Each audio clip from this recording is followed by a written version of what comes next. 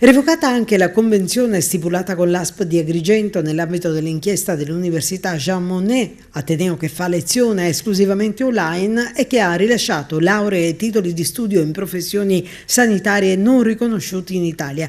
L'indagine della Procura di Palermo è stata aperta dopo che alcuni studenti hanno ritenuto di essere stati truffati presentando denuncia alla Guardia di Finanza. Il nucleo di polizia economico-finanziaria delle Fiamme Gialle sta adesso indagando sui flussi di denaro che dalla Sicilia sarebbero finiti in Svizzera e in Inghilterra.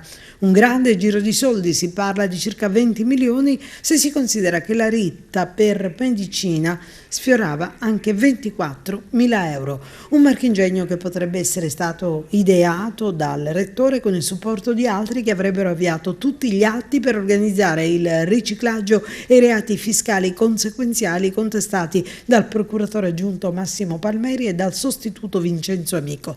Nel registro degli indagati, come si ricorderà, sono finiti il rettore Messina, il figlio Dario e il marsalese Salvatore Culotta.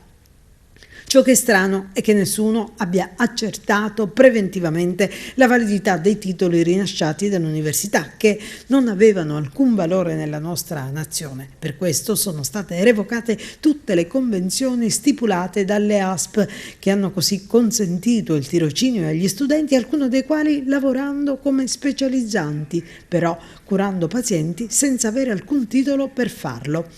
Il Ministero dell'Università e della Ricerca ha spiegato inoltre che non risulta sia stato mai stipulato accordo bilaterale tra l'Italia e la Bosnia-Erzegovina, che in particolare avrebbe dovuto stabilire il riconoscimento dei titoli universitari per la equipollenza diretta.